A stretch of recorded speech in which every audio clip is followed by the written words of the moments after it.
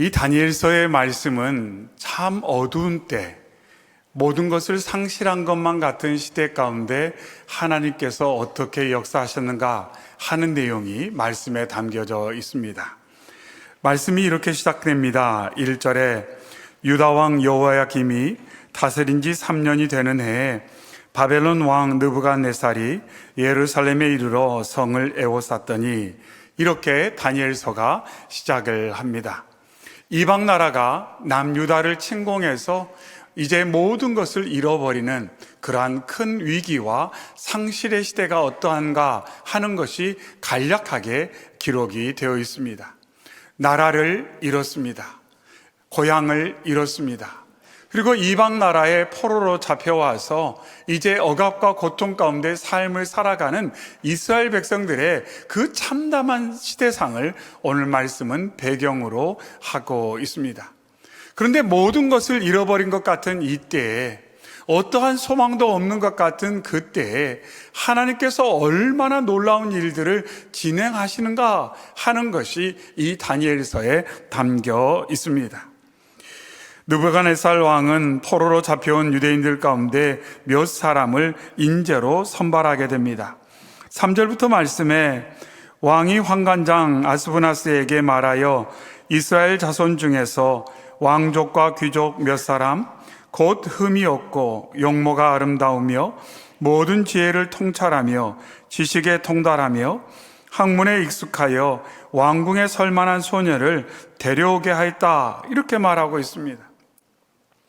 나라를 잃고 이방 나라의 포로로 잡혀온 사람들 가운데 이제 몇 사람을 인재로 선발하여서 그들을 훈련시키는 계획들이 진행되는 것을 볼 수가 있습니다. 본문 말씀의 배경으로 들어가 보면 그 당시에 인재로 등용되는 사람들은 주로 14살에서 한 17살쯤 되는, 즉 한 고등학교 연령쯤 되는 그러한 소년들을 뽑아서 그들을 바벨론의 인재로 이제 훈련시켜가는 것을 볼 수가 있습니다. 그 기준은 방금 읽은 말씀에 있는 것처럼 흠이 없는 사람, 용모가 아름다운 사람, 지적과 정신적인 능력과 탁월한 학문의 능력을 가진 사람을 선택했다, 이렇게 말씀하고 있습니다. 흠이 없다는 것은 육체적인 어떤 장애가 없다는 뜻이고, 용모가 아름답다는 것은 멋지다, 이런 정도의 뜻이 아니라 흡족하다, 만족하다, 어떤 기준에 충족되다, 이런 의미를 가지고 있습니다. 또한 그들이 지혜와 지식, 학문에 있어서 남다른 탁월함이 있는 그러한 인재를 찾아서 그들을 바벨론에 기용하는 것을 여기서 보게 됩니다. 그리고 그들에게 4절 말씀에 있는 것처럼 학문과 언어를 가르쳤습니다. 그들이 지금까지 썼던 그러한 유대 히브리어를 이제 내려놓고 바벨론의 언어를 배우게 하고 그들의 관습과 전통, 그들의 학문을 익히도록 훈련시키는 것을 볼 수가 있습니다. 그러면서 5절 말씀에 또 왕이 지정하여 그들에게 왕의 음식과 그가 마시는 포도주에서 날마다 쓸 것을 주어 3년을 기르게 하였으니 그 후에 그들은 왕 앞에 서게 될 것이다, 이렇게 말합니다. 그래서 그 교육이 3년 동안 이루어졌다는 것을 알 수가 있습니다. 그러면서 그 교육 기간 동안 충분한 이러한 후원을 했음을 말씀에서 보게 됩니다. 왕의 음식을 먹었다. 한마디로 먹고 지내고 사는데 부족함이 없이 풍족하도록 후한 지원을 아끼지 않았다는 것을 알 수가 있습니다. 이런 상황 가운데 내가 비록 나라를 잃었지만, 고향을 상실했지만, 그래도 이방 나라에 와서 이처럼 왕의 총애를 받고 세상에서 성공한 기회를 얻지 않았는가 하는 생각을 하는 사람들도 분명 있었을 겁니다.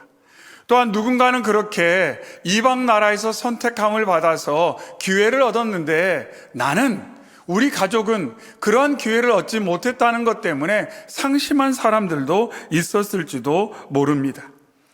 그런 가정 가운데 이제 왕은 선발된 사람을 완전히 바벨론 사람으로 바꾸기 위해 그들의 이름부터 바꾸는 것을 확인할 수가 있습니다.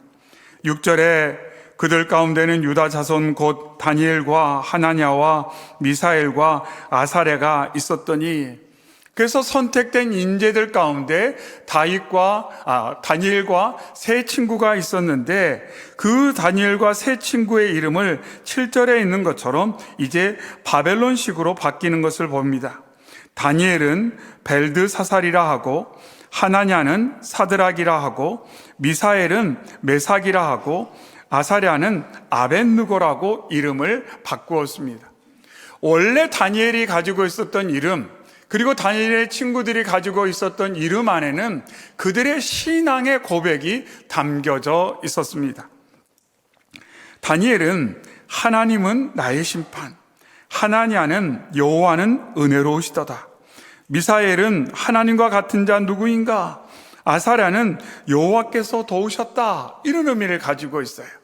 그래서 그들이 가지고 있던 이름만 봐도 그들 부모가 이 다니엘과 세 친구를 세상에 하나님 보내주셨을 때 어떤 기대와 소망, 참으로 암울한 시대였음에도 불구하고, 나라를 잃을 것만 같은 위기의 상황이었음에도 불구하고, 그럼에도 불구하고 너희들은 하나님 신앙으로 살아야 된다 하면서 이렇게 귀중한 이름을 지어줬는데, 이방 나라의 포로로 잡혀와서 이제 이방 나라의 왕의 선택함을 받는 순간 그들의 이름은 이방 나라 이름 바벨론식으로 바뀌어지게 되었다는 것입니다. 그래서 다니엘은 벨드사살이 되었고, 하나냐는 사드락이 되었고, 미사엘은 메삭이 되었고, 아사랴는 아벳느고가 되었습니다. 그런데 이 바벨론 사람들이 지어준 이름은 그들의 신과 관련이 있습니다. 한마디로 너희의 신, 여호와라는 너희들이 섬기던 신은 우리의 신에게 패배했으니 이제 너희들의 신을 의지하지 말고 우리가 믿고 따르는 바벨론의 신을 의지하는 바벨론 사람이 되어라, 이런 취지로서 그 이름을 바꾸었다고 볼 수가 있습니다. 이제 바벨론 사람으로 살라는 겁니다.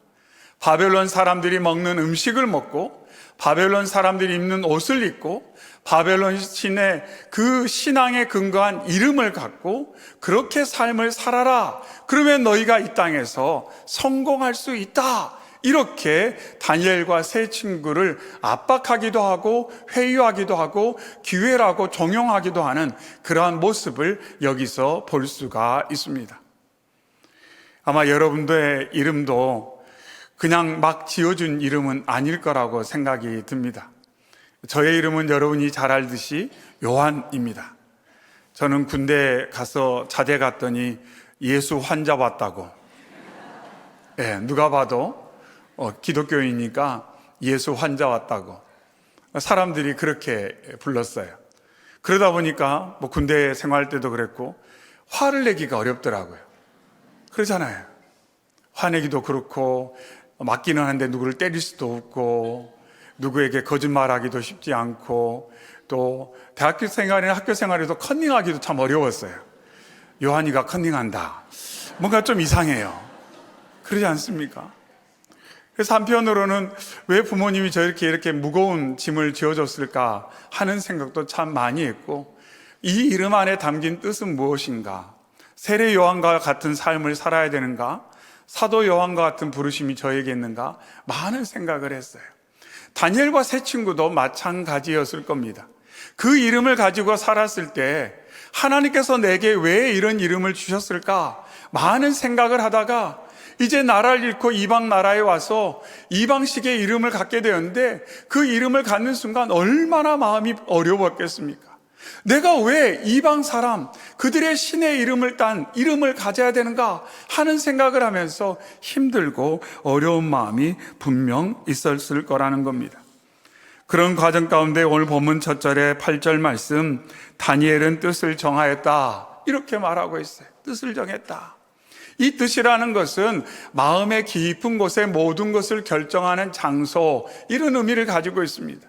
그래서 마음의 깊은 곳, 모든 것을 결정하는 그 장소에 이방 사람들의 생각과 영향을 거절하고 하나님이 기뻐하시는 것을 기뻐하고자 하는 그러한 결정을 이 다니엘과 세 친구가 하게 되었다, 이렇게 말씀을 하고 있는 것입니다.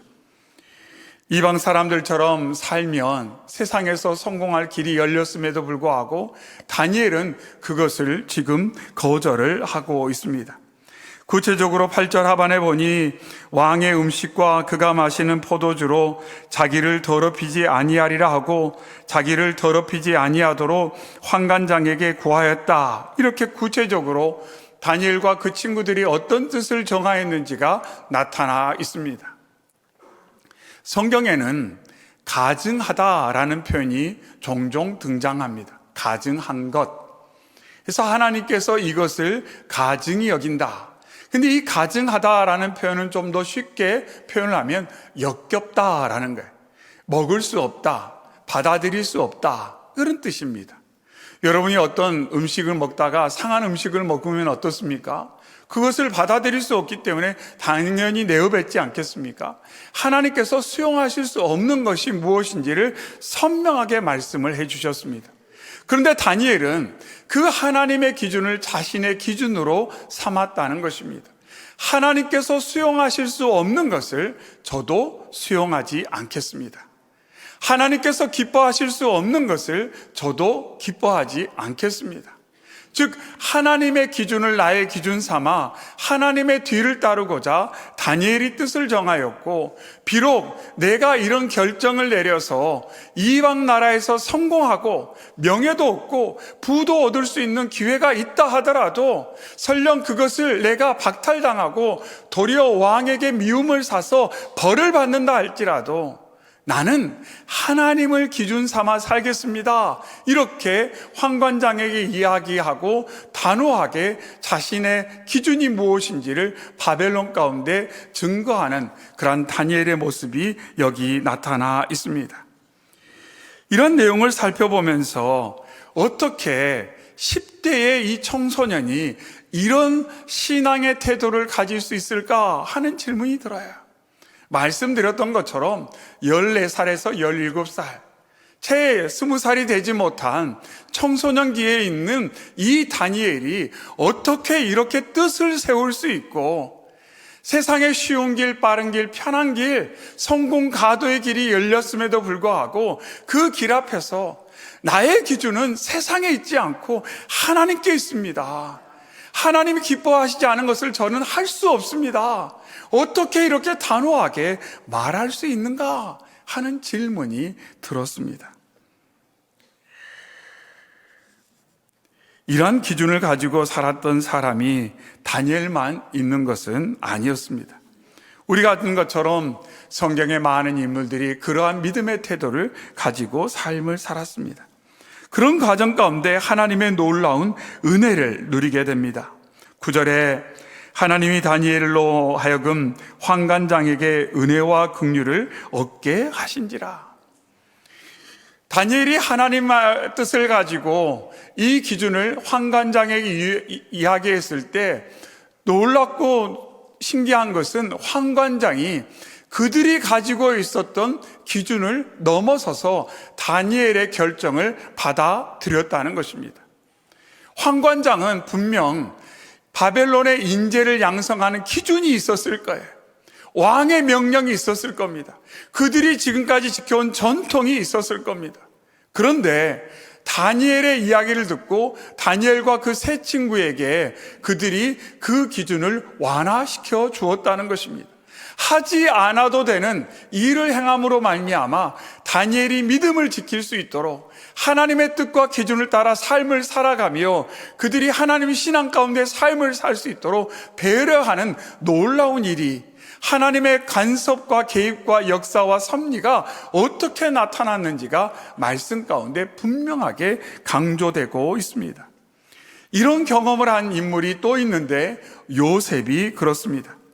창세기 39장 4절에 요셉이 그의 주인에게 은혜를 입어 섬김에 그가 요셉을 가정 총무로 삼고 자기의 소유를 다 그의 손에 위탁하니, 창세기 39장 21절에 여호와께서 요셉과 함께 하시고 그에게 인자를 더하사 간수장에게 은혜를 받게 하시매. 요셉도 상실을 경험했어요. 아니, 사람에게 받는 버림받은 상처와 고통을 경험했습니다. 형들이 시기로 동생을 노예로 팔아넘겼어요. 인신매매를 당한 것입니다. 그래서 노예로 팔려가 이방 나라에서 정말 억울하게 고통의 시간을 보내고 있었습니다.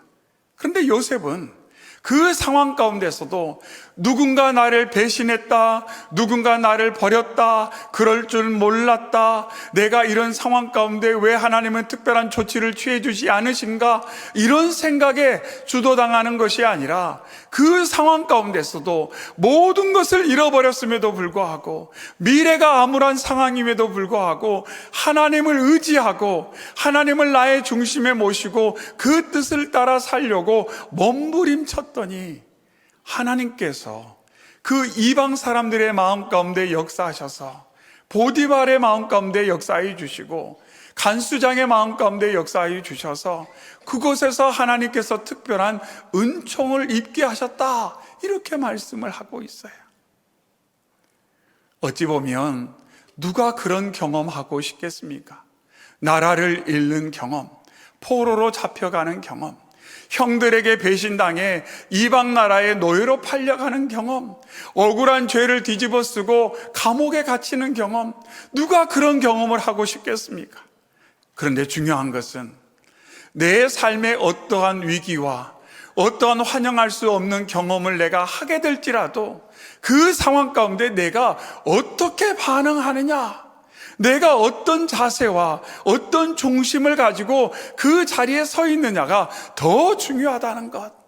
그리고 그처럼 믿음의 중심을 가지고 서 있는 사람들을 통해 하나님께서 놀라운 일을 이루신다는 것을 우리는 다니엘과 그리고 요셉을 통해 확인할 수 있습니다. 또 하나 기억할 수 있는 중요한 인물이 있습니다. 바로 룻입니다. 룻기 2장 2절에 모압 여인 룻이 나오미에게 이르되 원하건대 내가 밭으로 가서 내가 누구에게 은혜를 입으면 그를 따라가서 이삭을 죽겠나이다, 이렇게 룻이 시어머니 나오미에게 이야기를 합니다. 룻은 모든 것을 상실했어요. 남편을 잃었어요. 고향을 떠났어요. 그 누구도 환영하지 않은 이스라엘 공동체에 와서 이제 시어머니와 자신이 할 수 있는 것은 들녘에 나가서 떨어져 있는 이삭을, 나달을 줍는 그 일밖에 할 수가 없습니다. 매일을 근근히 살아가야 되는 삶이라는 거죠. 어떠한 보장도 없었어요. 그런데 이 룻이 시어머니가 믿는 그 여호와 하나님 신앙을 그 마음에 품고 시어머니에게 뭐라고 말하냐면, 어머니, 제가 오늘 들녘에 나갈 터인데 하나님께서 저에게 은혜를 베풀어 주신다면 제가 누군가에게 호의를 경험할 수 있지 않겠습니까? 어머니, 제가 들녘에 나가는데 저를 위해 기도해 주세요. 저를 위해 기도해 주세요. 비록 저의 삶 가운데 어떤 것도 보장되어 있지 않지만 매일매일 이 들녘에 떨어져 있는 나달을 하나하나 주어서 하루를 근근히 살아가야 되는 삶의 상황이지만, 그러나 제가 하나님의 은혜를 사모하며 하루하루를 살아가겠습니다, 이렇게 룻이 고백하고 나아갔을 때 하나님께서 그 삶의 현장에서 보아스를 만나게 해주시고 보아스와의 가정을 이루게 하시며 그 가정을 통해 다윗이 태어나고 그 계보를 통해 예수 그리스도께서 이 땅에 오신 것을 우리는 말씀에서 확인할 수가 있습니다. 때때로 우리의 삶 가운데 환영할 수 없는 일이 생길 때가 있어요. 암담한 상태가 되어버릴 때가 있습니다.